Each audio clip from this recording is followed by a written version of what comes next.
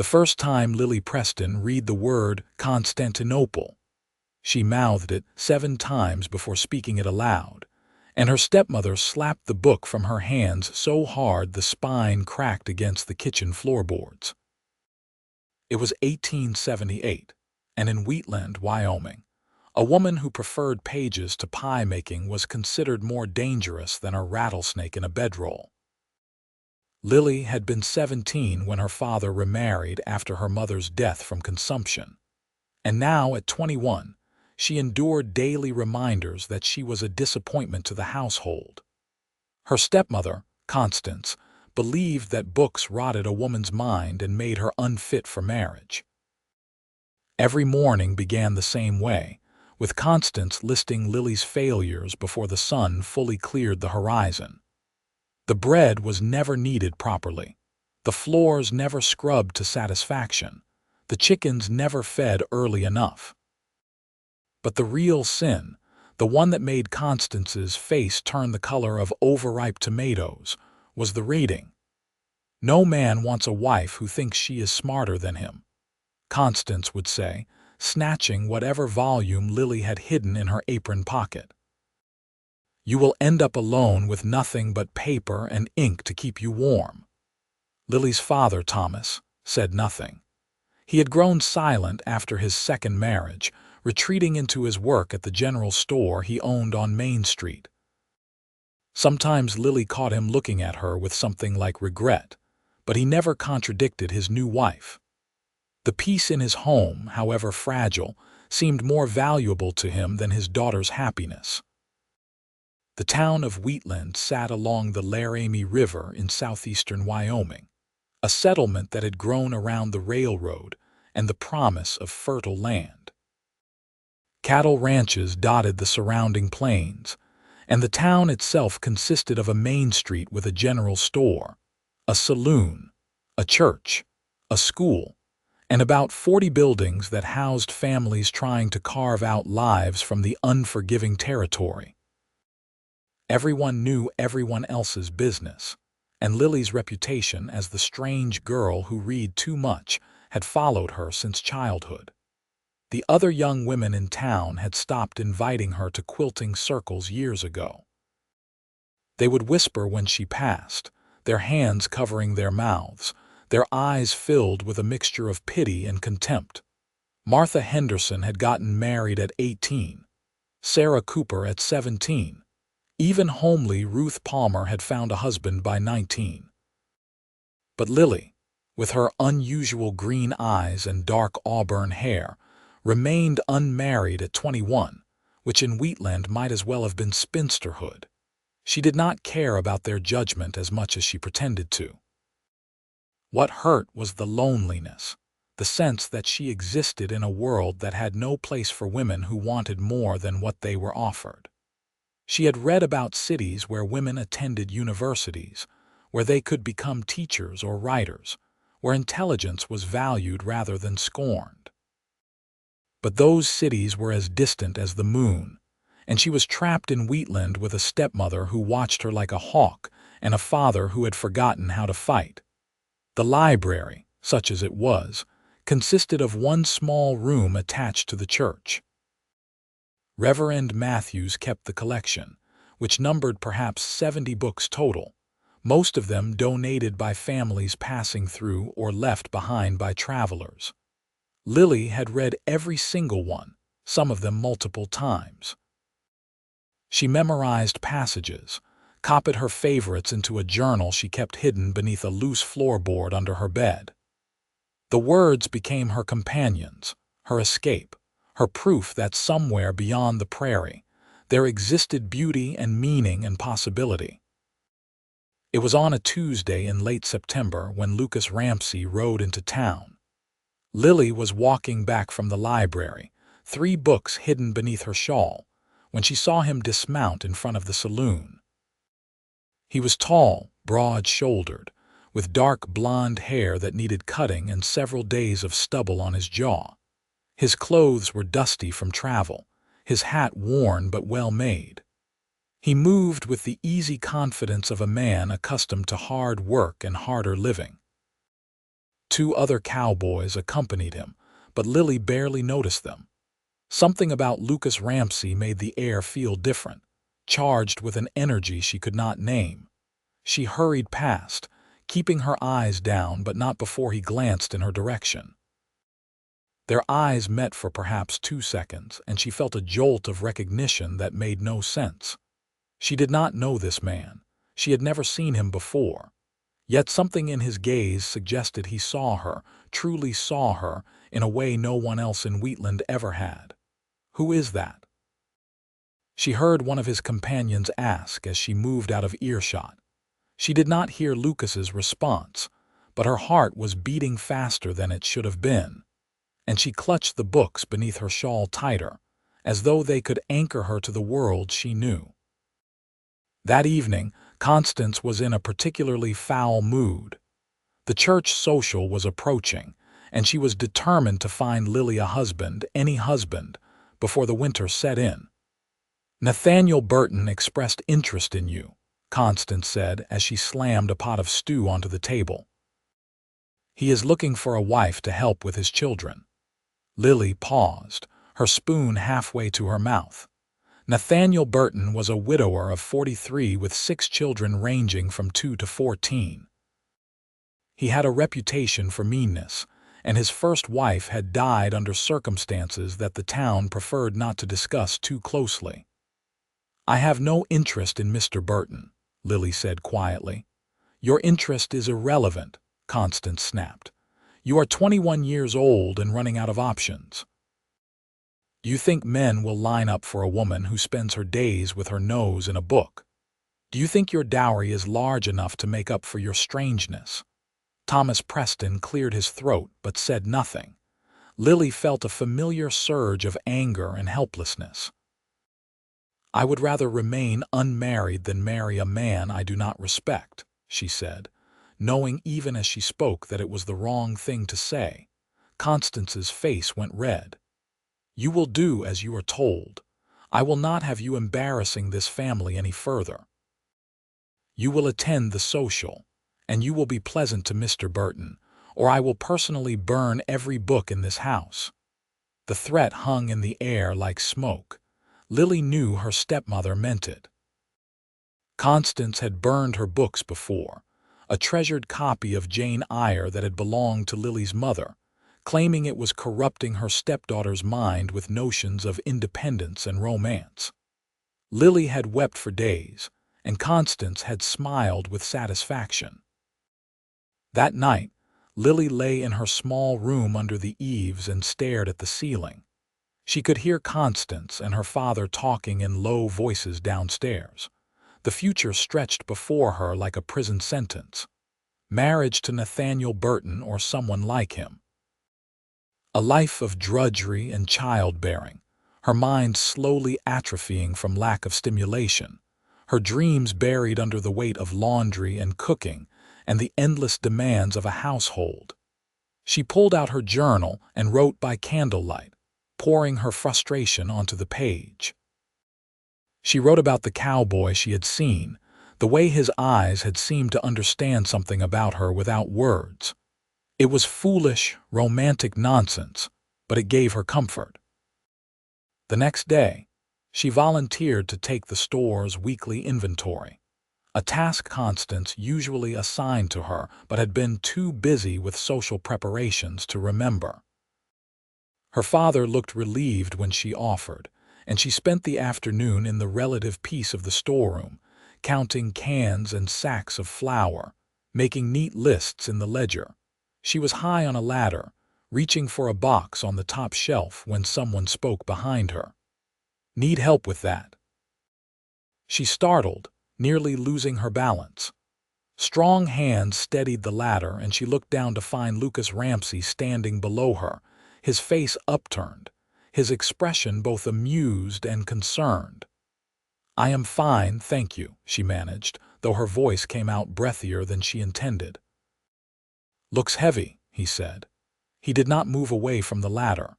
"How about I get it for you?" She hesitated, then climbed down, acutely aware of his presence, the way he smelled of leather and sage and open air. He ascended the ladder with ease, retrieving the box and handing it down to her. Their fingers brushed during the transfer, and she felt that same jolt of electricity. "Thank you," she said, setting the box on the counter. "Lucas Ramsey," he said, extending his hand. "I am new to town. Got hired on at the Running River Ranch about 10 miles north of here." She shook his hand, noting the calluses, the strength in his grip. "Lily Preston. My father owns this store. Pleased to meet you, Miss Preston." He smiled, and it transformed his face from merely handsome to something that made her stomach flip. "I need to put in an order for supplies. The foreman sent me with a list." She took the list he offered, grateful for something to do with her hands. As she gathered the items, he wandered the store, pausing occasionally to examine something on the shelves. She was intensely aware of him, the way he moved, the quiet confidence in his bearing. "You get many books through here?" he asked suddenly. She looked up, surprised. "Not many. Most people order from catalogs if they want books." "Why?" he shrugged, looking almost embarrassed. "I like stories. Have not had much chance to read lately, being on the trail and all, but I used to read quite a bit when I was younger." Something in her chest loosened. "What do you like to read?" "Adventures, mostly. James Fenimore Cooper, that sort of thing. My mother taught me when I was a boy. She died when I was 12, but she always said reading was like traveling without leaving home." He paused, then added, "Sorry, I am talking too much.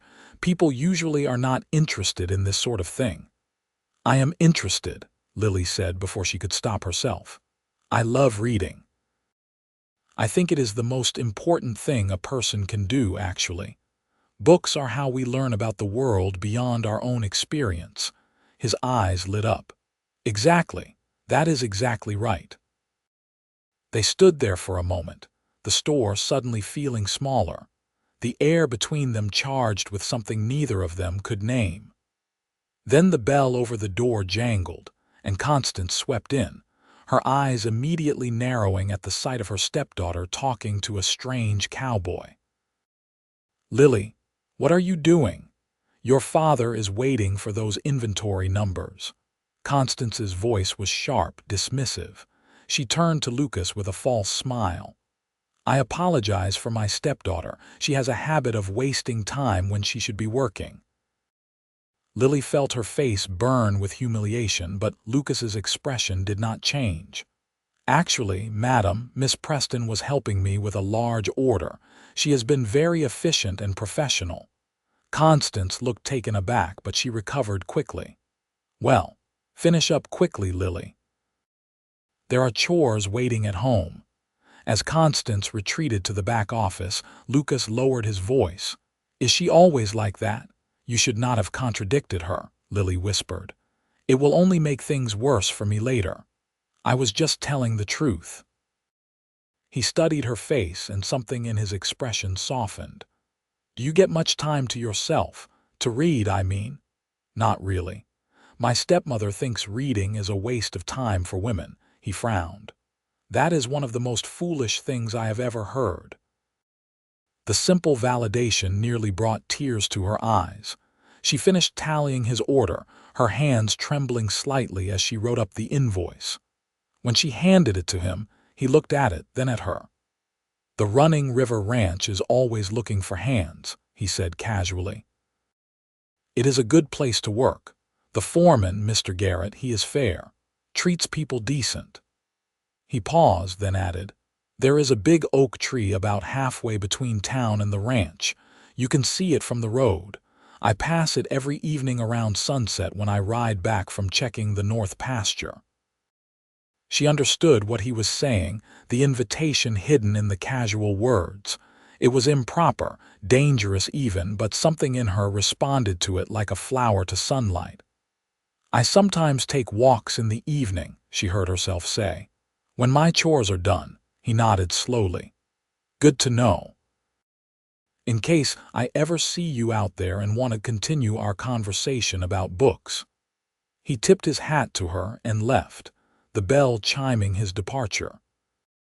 Lily stood there, her heart racing, already imagining the lecture she would receive from Constance, already planning how she might slip away that evening. The church social loomed like an executioner's appointment. Constance spent 3 days preparing Lily for it, criticizing everything from the way she walked to the way she smiled. "You must appear pleasant and agreeable," she instructed. "Do not mention books. Do not mention anything that might make you seem odd. Smile, nod, and agree with whatever the gentlemen say." The evening of the social, Lily wore her best dress, a simple blue cotton that brought out her eyes. Constance had insisted on styling her hair in an elaborate arrangement of pins and curls that gave Lily a headache.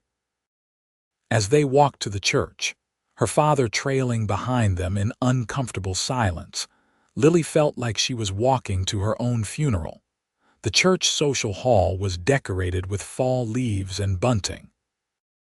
Long tables held food brought by every family in town, and the air smelled of apple cider and fresh bread.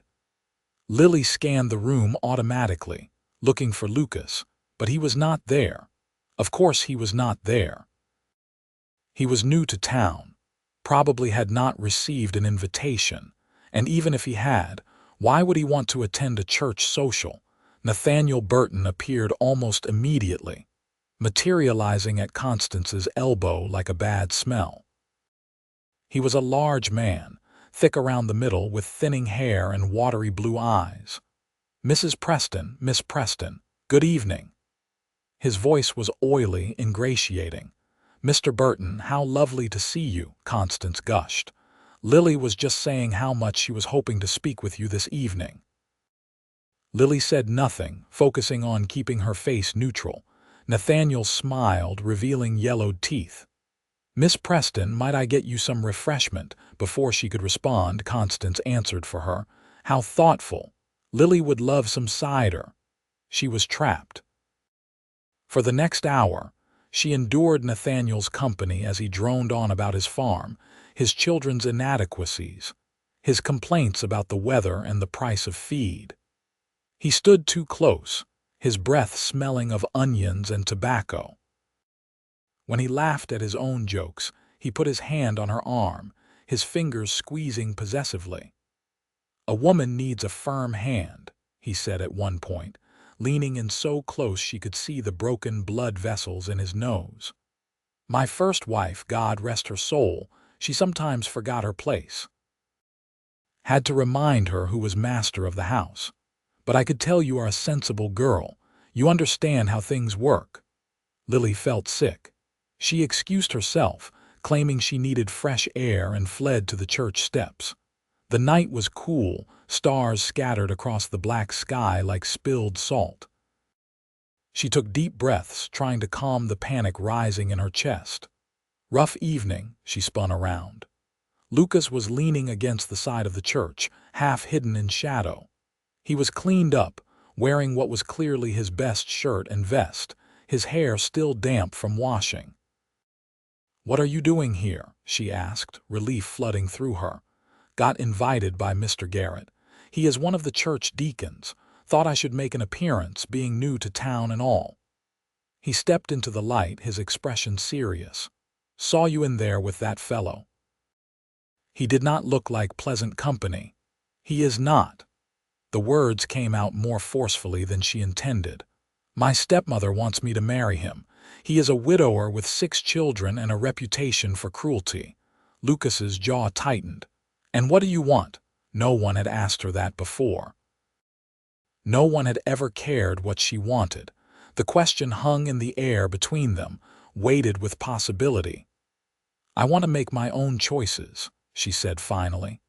"I want to read and think and be treated like my mind matters.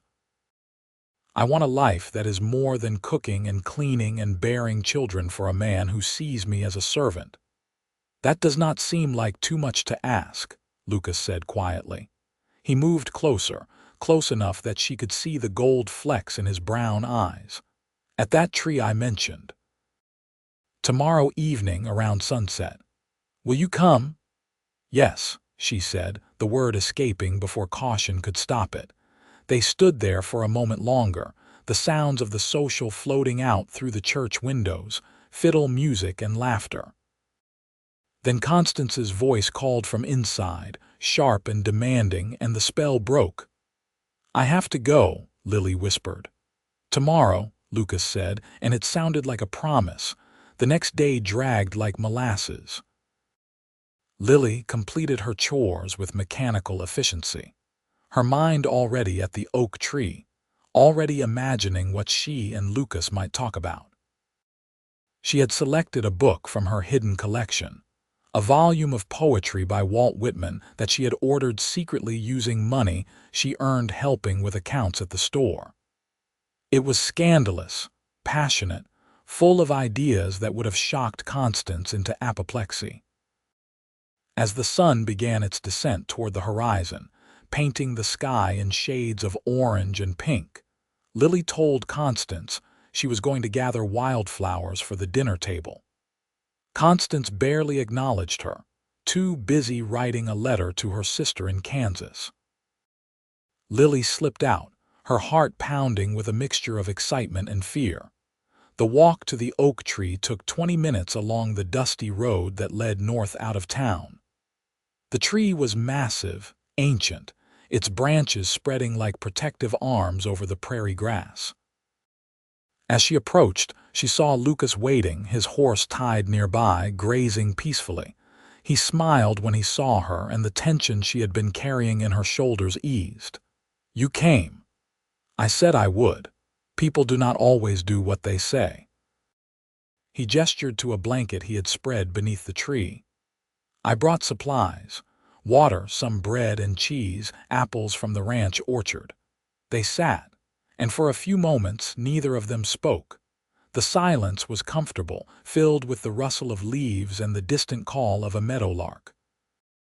Then Lucas said, "Tell me about yourself. The real you, not the version your stepmother wants people to see." So she did. She told him about her mother, who had taught her to read and had filled their small house with books, who had died when Lily was 10 and left a void that nothing could fill. She told him about her father's remarriage, how Constance had systematically tried to erase every trace of the woman who came before, including Lily's love of reading. She told him about the loneliness, the feeling of being a stranger in her own life. Lucas listened without interrupting, his eyes never leaving her face. When she finished, he said, "My mother was like yours. She believed knowledge was the most valuable thing a person could have. She used to read to me every night, even when we were traveling, even when we were exhausted from working the claim." The claim, gold prospecting up in Montana. "My father was convinced we would strike it rich. We never did. He died of influenza when I was 15, and my mother and I made our way south, doing odd jobs. She got sick a few years later, pneumonia. By the time I got her to a doctor, it was too late." His voice was matter of fact, but Lily could hear the old grief beneath the words. "I am sorry," she said softly. "It was a long time ago." He pulled a blade of grass, twisting it between his fingers. "After she died, I worked as a ranch hand, moving from place to place. Did not really have a reason to settle anywhere, but I am tired of drifting. I want to build something, have something that is mine. The running river is a good outfit. I have been saving my wages. In another year or two, I might have enough to buy some land, start my own small ranch." "That sounds wonderful," Lily said, meaning it. She could picture it, a modest ranch house with a porch, land stretching to the horizon, horses grazing in green pastures. "There is just one problem with my plan," Lucas said, turning to look at her directly. "A ranch is a lonely place for one person. I always imagined having someone to share it with, someone who could read to me while I work on fixing tack or mending fences, someone who would not think I was foolish for caring about books and ideas." Her breath caught. "Lucas, I know this is fast," he said quickly. "I know we barely know each other, but I have moved around enough to recognize something rare when I see it. You are rare, Lily Preston. You are exactly what I did not know I was looking for. She should have been cautious. She should have pointed out that they had only met twice, that attraction was not the same as compatibility, that she could not just run off with a cowboy she barely knew. But looking at him in the golden light of the setting sun, seeing the sincerity in his eyes, feeling the way her heart responded to his words, caution seemed like a poor substitute for possibility. "What are you proposing?" she asked. "Let me court you properly. Let me come calling at your house, show your father and even that stepmother of yours that I am serious. I'm not much, just a cowboy with some savings and a lot of ambition, but I would treat you right. I would never mock you for reading or thinking or wanting more from life. I would be proud to have a wife who is intelligent and passionate about learning." "Constance would never allow it," Lily said, though hope was already blooming in her chest like spring flowers. "She has decided I am to marry Nathaniel Burton. Does your father have no say in the matter?" "He does not stand up to her." Lucas was quiet for a moment, thinking. Then he said, "What if I could prove myself valuable to him, to the town? What if I was not just some drifter but someone with prospects and respectability? How would you do that? Let me worry about that. In the meantime, will you keep meeting me here? Every evening, just for an hour. I want to know everything about you. And I want you to know me, really know me, so you can make an informed choice about your future." It was dangerous. If Constance found out, the consequences would be severe. But the alternative was a slow death of the spirit, a life lived in quiet desperation. Lily thought of the books she loved, the heroines who chose bravery over safety, who reached for what they wanted despite the obstacles. "I will meet you," she said. "Every evening I can manage it." Lucas's face transformed with joy. "Good, that is good." He reached into his saddlebag and pulled out a book. "I brought this for you. It is mine from when I was younger. I thought you might enjoy it." She took the offered volume. It was a copy of Ivanhoe, worn with reading, the pages soft with handling. Inside the front cover, in a child's careful handwriting, was written Lucas Ramsey, age 11, Christmas 1867. "I cannot take this," she protested. "It is clearly precious to you. That is exactly why I want you to have it. Besides, you can return it to me when you finish. Gives you a reason to keep meeting me." His smile was teasing, warm. She clutched the book to her chest. "Thank you." As the sun touched the horizon, painting the world in shades of crimson and gold, Lucas said, "Read to me." "What?" "You brought a book. I saw it peeking out of your pocket. Read to me. I want to hear what you love in your own voice." So she pulled out her Whitman and opened to a favorite poem. Her voice was hesitant at first, self-conscious, but as she read, she forgot to be nervous. The words flowed, passionate and alive, and when she glanced at Lucas, she saw him watching her with an expression that made her skin flush with warmth. When she finished, he said quietly, "That was beautiful. The poem, yes, but mostly the way you read it. Like you understand every word in your bones." "I do," she whispered. "That is exactly how it feels." They talked until the sky darkened and the first stars appeared. Lucas told her about the places he had been, the characters he had met on the road, the dreams he harbored for his future. Lily found herself laughing more than she had in years, his stories bringing the world beyond Wheatland into vivid focus. When they finally parted, Lucas promised to come to the general store the next day to speak with her father. "Be prepared for resistance," she warned. "Constance will do everything she can to prevent this." "Then I will have to be stubborn," Lucas said. "Lucky for us, stubbornness is one of my best qualities." He helped her onto her feet, his hand lingering in hers a moment longer than necessary. The touch sent warmth radiating up her arm, and she found herself reluctant to let go. "Tomorrow," he said, echoing his words from the church social. "Tomorrow," she agreed.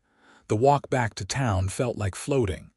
Lily held Ivanhoe close, already planning when she could start reading it. She slipped into the house quietly, hoping to avoid Constance, but her stepmother was waiting in the kitchen, arms crossed, face stormy. "Where have you been?" "Gathering flowers, as I said. It took longer than expected." The lie came easily, too easily. Constance's eyes narrowed. "There are no flowers in your hands. I could not find any suitable ones. Everything is starting to wilt with the cooler weather." "Do not lie to me, girl. I saw you walking back from the North Road. There is nothing in that direction except ranch land." Constance stepped closer, her voice dropping to a dangerous whisper. "Have you been meeting someone? Has some man filled your head with romantic nonsense? I went for a walk. That is all. You will not leave this house without my permission from now on. Do you understand? You will work here under my supervision until you accept Mr. Burton's proposal." Lily felt panic rising. "You cannot keep me prisoner." "I can and I will. Your father has given me full authority over this household. He agrees that you need a firmer hand." Constance grabbed Lily's arm, her grip bruising. "What is that?" She had seen the book. Lily tried to hide it behind her back, but Constance was faster, wrenching Ivanhoe from her grasp. "Where did you get this? You have no money for books." Constance flipped through the pages, her face growing redder. "This belongs to someone. There is a name here, Lucas Ramsey." She looked up sharply. "Who is Lucas Ramsey?" "No one. Just a customer at the store. He mentioned he was selling some books and I thought I might buy it." The lie was weak, transparent. "You are meeting him. That cowboy who made eyes at you the other day." Constance's voice rose. "You stupid girl. Do you think a drifter like that has any interest in you beyond ruining your reputation? He will use you and discard you, and then you will truly be unmarriageable." "He is not like that," Lily protested, her own voice rising.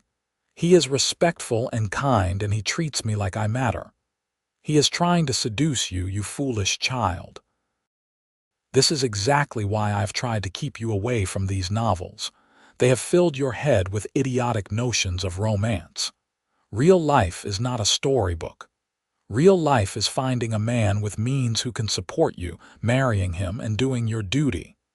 "Duty," Lily spat the word. "Is that what you call marrying Nathaniel Burton? Letting him treat me the way he treated his first wife?" Constance's slap came without warning, snapping Lily's head to the side. Her cheek burned, tears springing to her eyes from the shock and pain. "You will speak of Mr. Burton with respect. He is a successful farmer willing to take on a strange, difficult girl like you. You should be grateful." Constance held up the book. "I am burning this, and if I catch you sneaking around with that cowboy again, I will make sure your father knows exactly how you have been behaving." She swept from the kitchen, and Lily heard the back door open, smelled the smoke as Constance threw Lucas's book into the burn barrel. Tears streamed down Lily's face, but she did not make a sound. She would not give Constance the satisfaction. That night, lying in her narrow bed, Lily made a decision. She could not live like this anymore. Whether Lucas's interest in her was genuine or not, whether his dreams of a ranch and a shared future were possible or not, she had to try for something different. The alternative was a slow suffocation, a life lived in shades of gray while her spirit withered and died. She would go to her father. She would make him listen, make him see what Constance was doing. He had loved her mother. Surely some part of him remembered what it was to care about his daughter's happiness. Morning came cold and clear. Lily's cheek was bruised where Constance had struck her, the mark visible despite her attempts to hide it. At breakfast, her father finally looked at her, really looked, and his face paled. "What happened to your face? Ask your wife," Lily said quietly.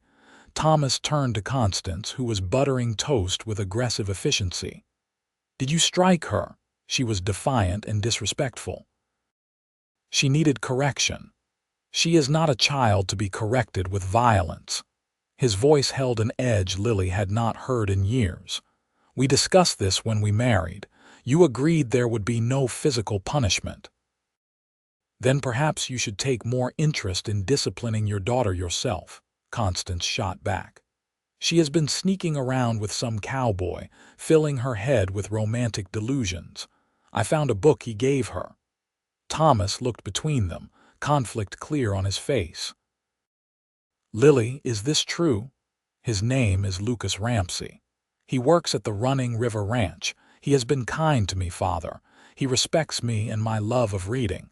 He treats me like an intelligent person rather than a burden or a servant. Lily's voice shook but held steady. He wants to court me properly with your permission. Absolutely not, Constance interjected. She is going to marry Nathaniel Burton. It is already arranged. Nothing is arranged, Thomas said, surprising both women. Nathaniel expressed interest, but I made no promises. He looked at Lily, something like his old self showing through. This Lucas Ramsey, he wants to court you honorably. Yes, Father, he said he would come speak to you today. Constance stood abruptly, her chair scraping against the floor. Thomas, if you allow this, you will regret it. That girl needs a strong husband who can control her strange tendencies. A cowboy will only encourage her worst qualities. Her worst qualities, Thomas repeated slowly. You mean her intelligence, her love of learning. Those were traits her mother had, traits I loved about her mother. He stood as well, his expression hardening. I have been weak, Constance. I let you push my daughter around because I wanted peace in my house. But I see now that I have sacrificed her happiness for my comfort, and that was wrong. You are making a mistake, Constance said coldly. Perhaps. But it is my mistake to make. Lily, when this Lucas comes to call, I will speak with him. If he seems genuine and respectful, I will grant him permission to court you. The decision about whether to marry him will be yours. Lily felt tears of relief spilling down her cheeks. Thank you, Father. Constance stormed from the room, and for a moment, father and daughter looked at each other across the breakfast table. I am sorry, Thomas said quietly. I should have protected you better. Your mother would be ashamed of me. Mother would be proud that you are standing up now, Lily said. That is what matters. True to his word, Lucas came to the store that afternoon. Lily watched through the window as he tied his horse outside, brushed dust from his vest, and squared his shoulders before entering. He looked nervous, which somehow made her care for him even more. Her father met with him in the back office for nearly an hour. Lily pretended to organize shelves, her ears straining to catch fragments of conversation. She heard Lucas's voice, steady and earnest, heard her father asking questions about prospects and plans. Finally, the door opened and both men emerged.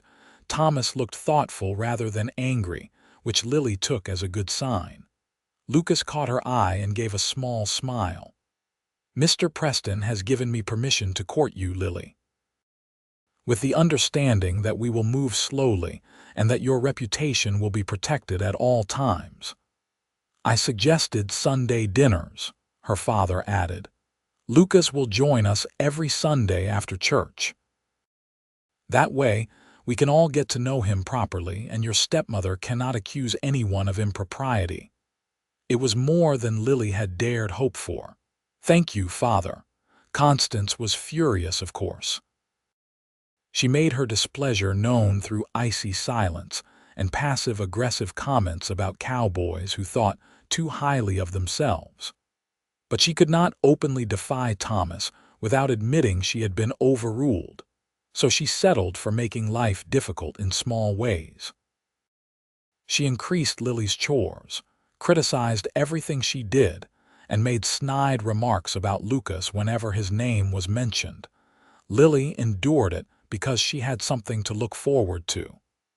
Sunday dinners became the highlight of her week. Lucas would arrive freshly washed and combed. his best clothes carefully maintained, always bringing some small gift. Wildflowers, a ribbon from the general store, once a small piece of quartz he had found that sparkled like a captured star. They would eat dinner with Thomas and Constance, the conversation awkward but civil. Afterward, Thomas would allow them an hour of supervised time in the parlor. It was during these hours that Lily fell completely in love. Lucas had replaced the burned copy of Ivanhoe with another, purchased with money he could ill afford. "Read to me," he would say, settling into the chair across from her. And she would read while he listened, his eyes closed, a smile playing at the corners of his mouth. Sometimes they would discuss the stories, debating the choices characters made, imagining different endings. Lucas was well-read despite his limited education, and he had a natural intelligence that made their conversations feel balanced. He never condescended to her or dismissed her opinions. When they disagreed, which was often, he engaged with her arguments thoughtfully, sometimes changing his mind, sometimes holding his ground with reasons that made sense.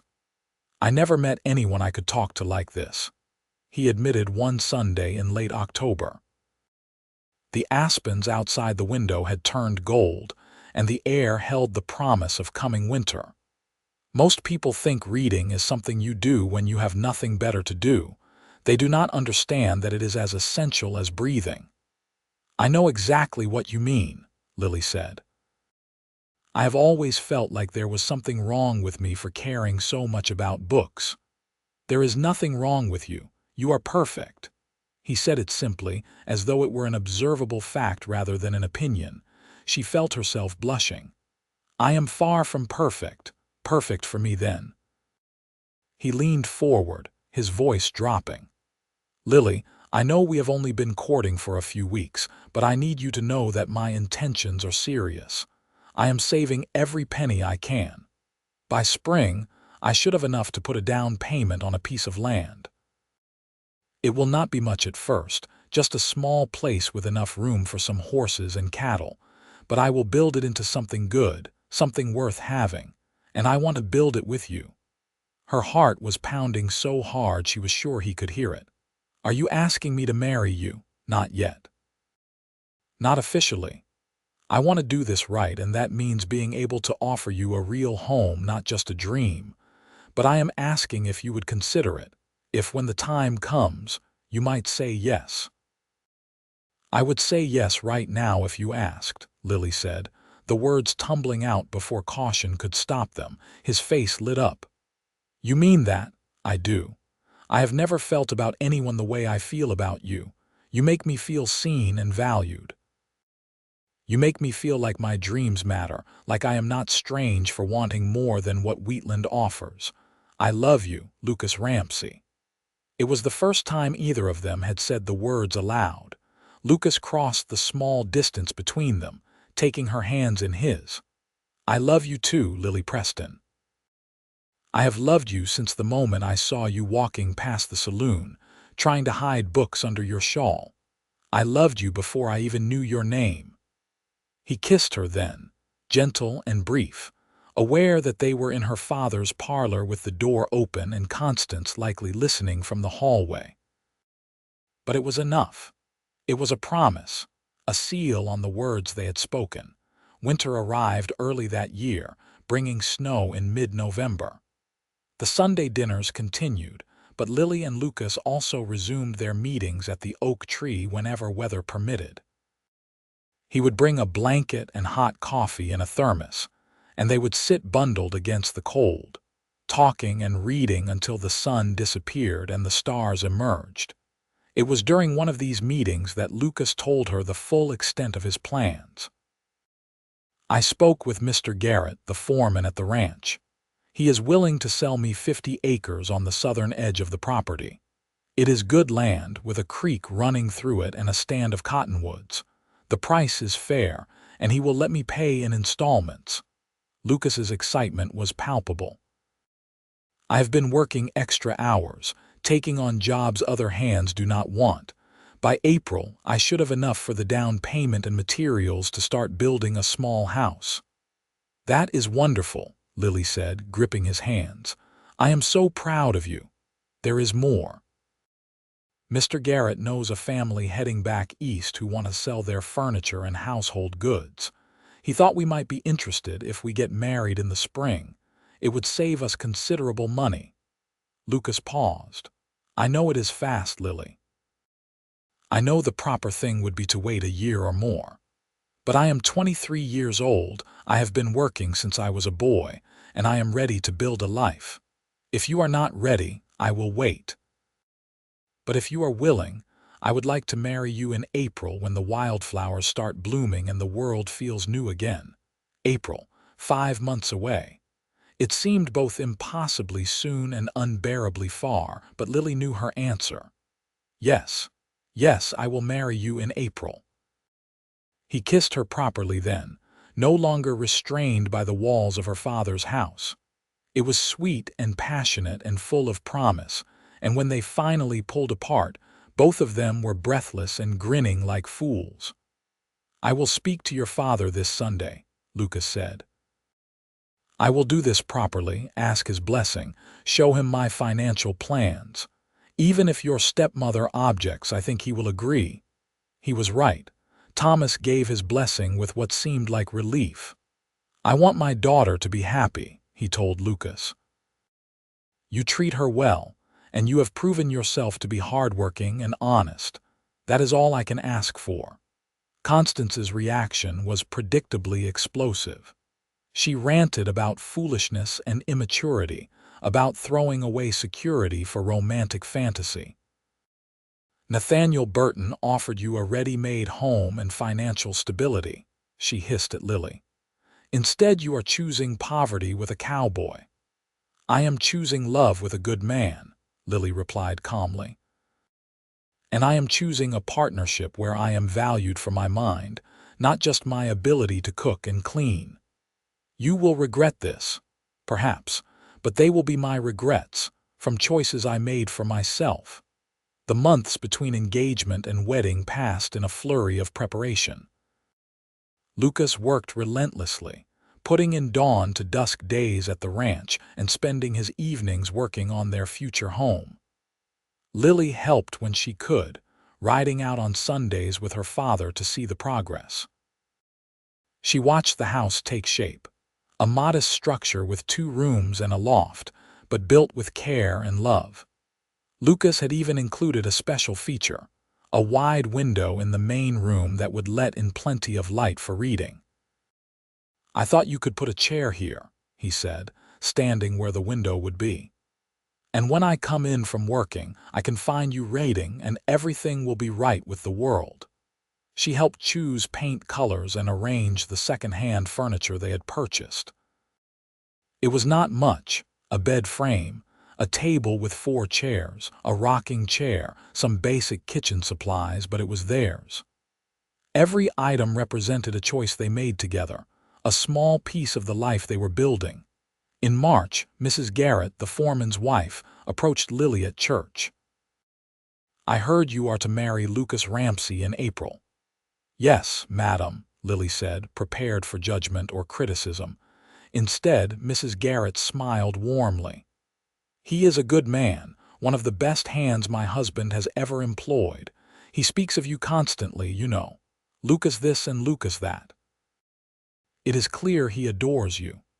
She paused, then added, I also heard that you love to read.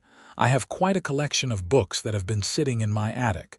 I would be honored if you would accept them as a wedding gift. Lily was speechless. Mrs. Garrett was offering her books. Not just 1 or 2, but a collection. I could not possibly accept such a generous gift. Nonsense. They are doing no good gathering dust. Besides, I have always believed that a house without books is not truly a home. Mrs. Garrett patted her hand. Come by the ranch house next week, and we will go through them together. You can take whichever ones you like. The books numbered over 30, everything from novels to histories to volumes of poetry. Lily almost wept when she saw them, and Mrs. Garrett laughed. I had the same reaction when my mother gave them to me. A woman who loves books is a woman who will never be bored or boring. As April approached, Lily felt a mixture of excitement and nervousness. She was leaving her father's house, leaving the only life she had ever known, to build something entirely new with a man she had known for less than a year. It should have terrified her. Instead, it felt like the first real choice she had ever made. The wedding was small, held in the Wheatland church on a bright April morning. Lily wore a simple white dress that had been her mother's, altered to fit. Her father walked her down the aisle with tears in his eyes. "Your mother would have loved him," he whispered before giving her away. Lucas stood at the altar in a new suit, his hair neatly combed, his eyes never leaving her face. When the Reverend pronounced them husband and wife, he kissed her with such tenderness that several women in the congregation sighed audibly. The reception was held at the Garrett Ranch, a generous gesture from Lucas's employer. There was food and dancing, and for once, Lily felt like she belonged in Wheatland. The other young women, the ones who had whispered about her for years, approached with what seemed like genuine warmth, asking about her new home, expressing admiration for her courage in marrying for love rather than security. Even Nathaniel Burton made an appearance, though he left quickly after offering stiff congratulations. Constance did not attend, claiming a headache, but Lily was relieved rather than hurt. Her father's presence was what mattered, his obvious pride in her happiness. As the sun began to set, Lucas helped her into the wagon he had borrowed for the occasion. Their house, their home, waited for them just a few miles away. The drive was quiet, both of them content with the silence, with the simple fact of being married, of having made promises before God and community. The house looked perfect in the evening light. Lucas had hung a wreath of wildflowers on the door, and smoke curled from the chimney where he had laid a fire that morning. He lifted her down from the wagon, but instead of carrying her over the threshold immediately, he paused. "Before we go in, I have something for you." He pulled a small wrapped package from his pocket. "I have been saving for this for months." She unwrapped it carefully. Inside was a book, but not just any book. It was a brand new copy of Leaves of Grass by Walt Whitman, the complete edition, leather-bound with gold lettering. She remembered reading from her borrowed copy under the oak tree, that first evening when everything had seemed impossible. "Open it," Lucas urged. On the title page, in his careful handwriting, he had written, "For my wife Lily, who taught me that loving books and loving life are the same thing. All my love, Lucas. April 20, 1879. It is perfect," she whispered. "You are perfect. Not perfect, just yours." He kissed her forehead.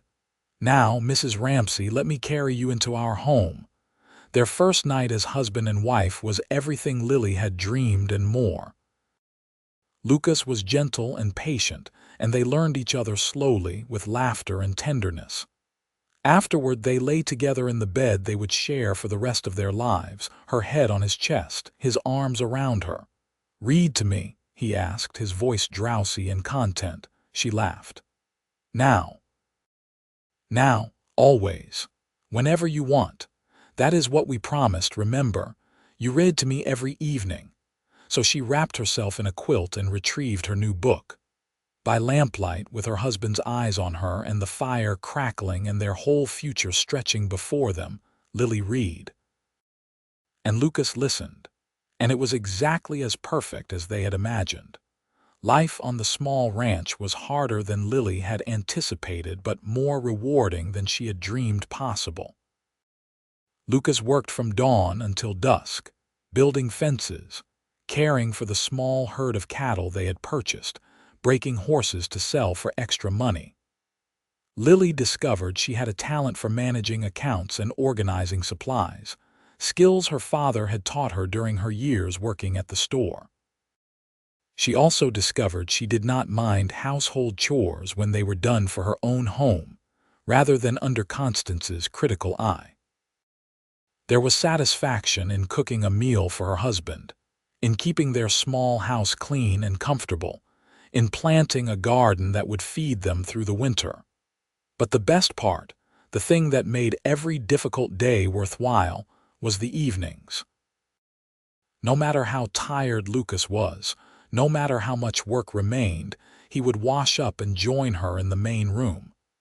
They would eat dinner together, talking about their days, making plans for the future. And then, without fail, he would say, "Read to me." Sometimes she read novels, and they would discuss the characters and plot twists. Sometimes she read poetry, and Lucas would ask her to explain the parts he did not understand. Sometimes she read from newspapers that were weeks old by the time they reached Wheatland, and they would debate politics and social issues. Lucas also read to her, his voice growing more confident as the months passed. They took turns with the book's misses. Garrett had given them, racing to see who could finish first, arguing good-naturedly about interpretations and favorite passages. "You were right about this being essential," Lucas said one evening in July. They were sitting on the porch, watching the sunset paint the sky in brilliant colors. "The reading, I mean. It makes the hard work bearable because I know we will end the day like this, learning together, thinking together." "I never imagined I could be this happy," Lily admitted. "There were days when I thought I would live my whole life without being truly understood. And now I have you and this place and all the time in the world to read and think and be myself." He pulled her close, kissing her temple. "You are not the only one who got lucky. I spent years drifting, never staying anywhere long enough to build something real. You gave me a reason to put down roots." In late August, Lily discovered she was pregnant. The realization brought a complex mixture of emotions: joy at the thought of a child, nervousness about the responsibility, and a tiny flicker of fear that motherhood might steal her time for reading and thinking. Lucas sensed her worry. "We will figure it out," he promised. "You will not lose yourself just because we are having a baby. We will raise a child who loves books as much as we do, who understands that learning is a lifelong adventure." He was right, of course. When their son was born the following April, exactly 1 year after their wedding, they named him Thomas, after Lily's father. The old man wept when they told him, his rough hands gentle as he held his grandson. Motherhood was exhausting and overwhelming, and more wonderful than Lily had imagined. Lucas was an involved father, walking the floor with Thomas when he cried at night, changing diapers without complaint, marveling at every small milestone. "He has your eyes," Lucas would say, staring at their son with wonder. "And I think he is going to have your intelligence too." Even with a baby in the house, they maintained their evening reading ritual. Thomas would sleep in a cradle Lucas had built, and Lily would read aloud while nursing or while Lucas rocked their son. As Thomas grew older, he would settle in Lucas's lap, listening to his mother's voice even before he could understand the words. By the time Thomas was 2, Lily was pregnant again. This time, she felt less anxious, more confident in her ability to balance motherhood with her own needs and interests. Their daughter, Emma, was born in the winter of 1882, a tiny thing with dark hair and her father's smile. The ranch prospered slowly but steadily. Lucas proved to have a gift for training horses, and his reputation spread. Ranchers from across the territory began bringing him difficult animals, paying good money for his patience and skill. Lily managed the business side, keeping meticulous records, negotiating prices, ensuring they stayed profitable. When Thomas was old enough, Lily began teaching him to read. Lucas built a small desk where their son could practice his letters, and they converted a corner of the main room into a makeshift schoolroom. Emma joined her brother as soon as she could hold a pencil, and the house filled with the sounds of children learning, growing, discovering. Lily also began teaching other children in the area. Word had spread that she was educated and patient, and several families asked if she would tutor their children. What started as helping a neighbor's daughter with reading blossomed into a small school that met 3 times a week in the Ramsey home. Constance never softened toward Lily's choices, but over the years, a grudging respect developed. When Lily's father fell ill in the winter of 1885, it was Lily who cared for him, bringing him to the ranch where he could be warm and well fed. Thomas Preston died peacefully in his sleep, surrounded by his daughter, son-in-law, and grandchildren. His last words were to Lily, "You chose right. I am proud of you." After his death, Constance sold the general store and moved back east to live with her sister. She and Lily exchanged polite letters twice a year, but they would never be close. Lily found she did not mind. The family she had built with Lucas was more than enough. The years passed in a rhythm of seasons and work and love.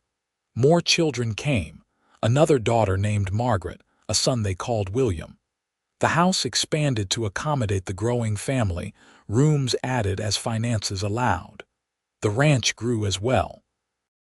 Lucas purchased additional land, hired hands to help with the work, built a reputation as one of the finest horsemen in Wyoming. But through all the changes and growth, the evening reading never stopped. It evolved as the children grew older, becoming a family activity. They would gather in the main room after dinner, the fire crackling, lamps lit against the darkness. Lucas would settle into his favorite chair, the children arranged around him on the floor or on the sofa, and Lily would read. They explored everything together. Adventure novels that had the children on the edges of their seats, histories that sparked discussions about the world beyond Wyoming, poetry that taught them about beauty and language. As the children learned to read well themselves, they began taking turns, each voice adding something unique to the stories. "This is what I imagined," Lucas told Lily one night after the children had gone to bed. They were 40 years old, married for 15 years, and still as in love as they had been under the oak tree. "When I first saw you with those books hidden under your shawl, I imagined a life like this, a house full of learning and laughter and love." "You gave me more than I ever dreamed possible," Lily said, taking his hand. "You gave me a life where I could be fully myself.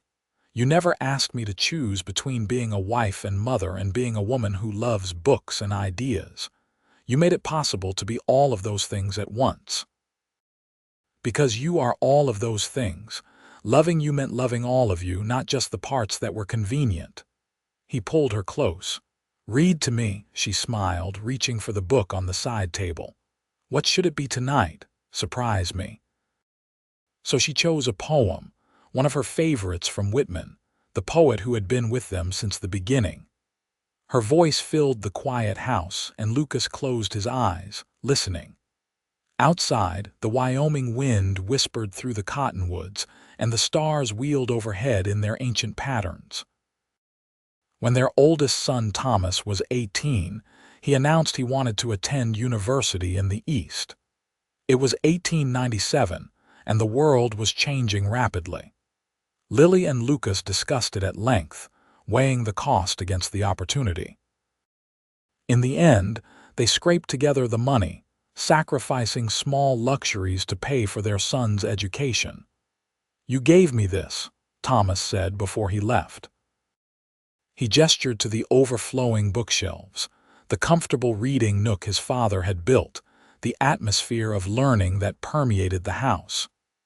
"You showed me that knowledge is valuable, that thinking deeply about things matters. How could I not want more?" Lily hugged him fiercely. Go learn everything you can, then come back and teach us." He did exactly that, returning after 4 years with a degree in literature and ideas that challenged and delighted his parents.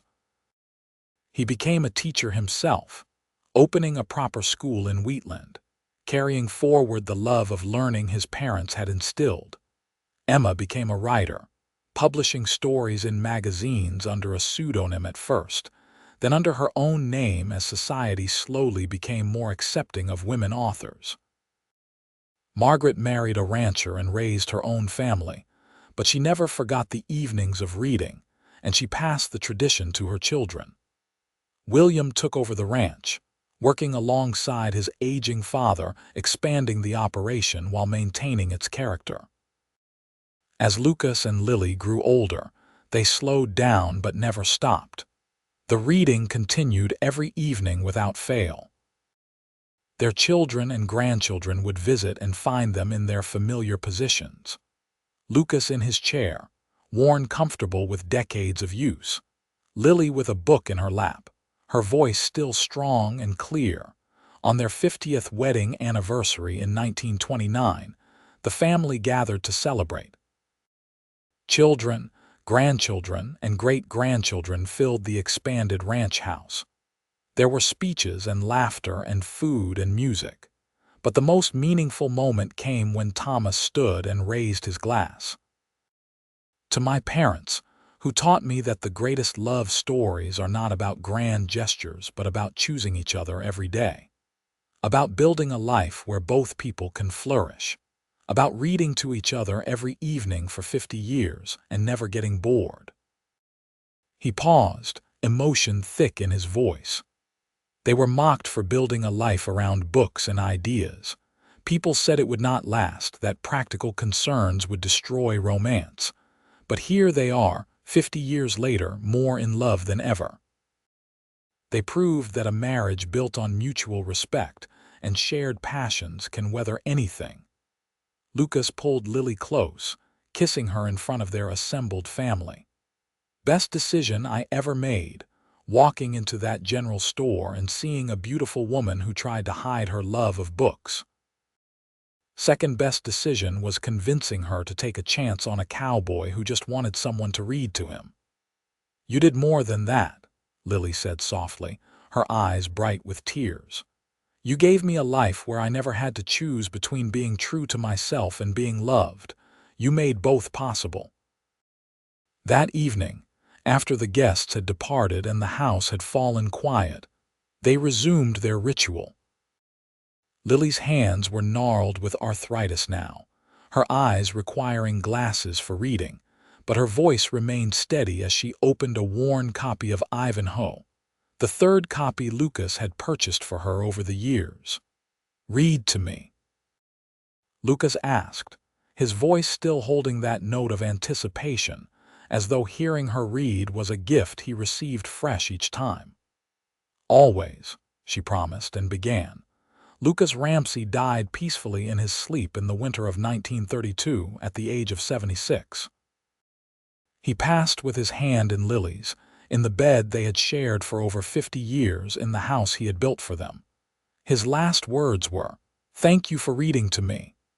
Lily lived another 8 years, surrounded by family, her house still full of books. She continued teaching until the end, her mind sharp even as her body failed. She read to her grandchildren and great-grandchildren, passing on the tradition that had defined her life. When she died in 1940, at the age of 82, they found her in her reading chair with a book open in her lap. It was the copy of Leaves of Grass Lucas had given her on their wedding night, his inscription still visible on the title page. Emma, going through her mother's things, found hundreds of journals filled with notes and reflections, a lifetime of thinking and learning preserved in careful handwriting. They buried Lily next to Lucas in the Wheatland cemetery, under a cottonwood tree that reminded the family of the oak where their love story had begun. On her gravestone, at Emma's insistence, they inscribed a line from Whitman, "I am large, I contain multitudes." The ranch passed through generations, the house preserved and expanded but never losing its character. The bookshelves remained, filled and refilled with volumes that represented decades of reading and learning, and in every generation, someone carried on the tradition. Parents reading to children, partners reading to each other, the words weaving together lives and loves. Years later, a great-great-granddaughter named Lily, named for the woman who had started it all, found the old journals in the attic. She spent months reading them, transported to a time when a woman who loved books was considered strange, when choosing love over security was seen as foolish, when a cowboy who asked his wife to read to him every evening was building something revolutionary. She shared the journals with the family, and they decided to publish them, a record of a love story that had changed their family forever. The book sold modestly but touched people deeply. Letters came from around the country, from women who had felt stifled by expectations, from men who had struggled to support their wives' ambitions, from couples trying to build marriages based on mutual respect and shared passions. The greatest legacy of Lucas and Lily Ramsey was not the ranch they built or the children they raised. It was the proof, lived out over 50 years, that two people who truly see each other can build something extraordinary. That a woman does not have to choose between using her mind and being loved. That a man who respects his wife's intelligence creates a partnership stronger than any built on traditional roles. In Wheatland, Wyoming, the story became legend. The strange girl who loved books and the cowboy who said, "Read to me every evening," became a love story told to children, a reminder that the best relationships are built on acceptance, respect, and shared joy in life's simple pleasures. And somewhere in the eternal space where stories live, Lucas and Lily sit together still. She reads to him, her voice clear and strong, full of passion for the words. He listens with his eyes closed, a smile on his face, knowing that every evening brings the same gift. The woman he loves, sharing the thing she loves most, including him in the magic of stories and ideas and the endless adventure of learning together. The house still stands, preserved by the family, converted into a small museum and library. Visitors walk through the rooms where the Ramseys raised their children, where they spent those thousands of evenings reading together. The original chair where Lucas sat is carefully maintained, roped off but visible. Lily's reading chair sits nearby, and between them, open on a small table, is the wedding gift copy of Leaves of Grass, permanently displayed on the page with Lucas's inscription. Children visit on school trips, and the guides tell them the story. How a woman who was mocked for loving books found a man who valued her mind. How they built a life around shared passions. How they proved that intelligence and romance are not opposites but complements. How the simple act of reading allowed every evening for 50 years, created a love story for the ages. And sometimes, when the museum is quiet and the light falls just right through that wide window Lucas built so his wife could read comfortably, visitors swear they can hear it. A woman's voice, strong and clear, reading poetry to the man who loved her for exactly who she was. The sound of a love that transcended time, built on mutual respect, and the revolutionary idea that a woman's mind was something to be celebrated, not suppressed. It is a sound that echoes through generations, a reminder that true love sees the whole person and says yes to all of it. That the greatest gift you can give someone is the freedom to be fully themselves. That sometimes the most romantic thing a man can say to the woman he loves is simply, "Read to me," and in doing so he gives her the world.